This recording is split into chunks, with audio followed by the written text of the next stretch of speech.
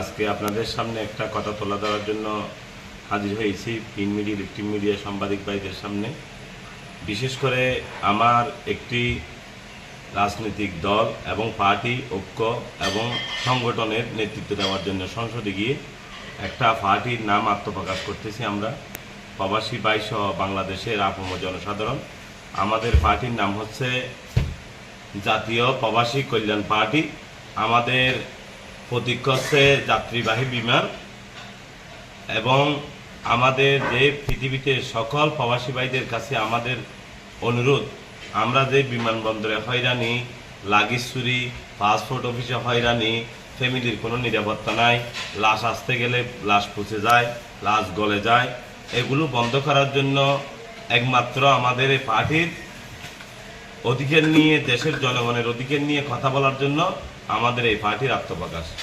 সবাইকে আন্তরিক ধন্যবাদ এবং শুভেচ্ছা জানিয়ে সাংবাদিক, প্রিন্ট মিডিয়া, ইলেকট্রিক মিডিয়ার ভাইয়ের কাছে অনুরোধ থাকবে এই ভিডিওটা যেন সবার কাছে, জনগণ এবং প্রবাসী ভাই বোনদের কাছে যেন পৌঁছে দেওয়া হয়, এই আশা ব্যক্ত করে আজকের মতো সবাই দল মত ভেদাভেদ বলে জাতি বর্ণ নির্বিশেষে আমাদের বাংলাদেশের সকল জাতি, বৌদ্ধ, খ্রিস্টান, মুসলমান, হিন্দু, ত্রিপুরা, চাকমা উপজাতি সকল ভাই ব্রাদার আমাদের দলের সদস্য এবং কর্ণধার।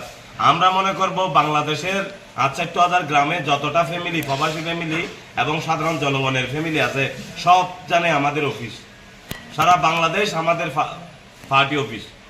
পরিশেষে সবার সুস্বাস্থ্য কামনা করি। আপনারা সবাই ঐক্যবদ্ধ হয়ে দলে দলে আমাদের এই জাতীয় প্রবাসী কল্যাণ পার্টিতে যোগদান করবেন।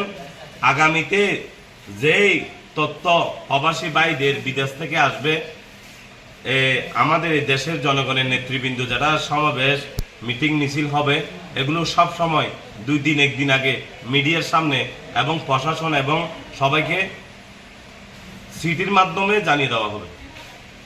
ধন্যবাদ।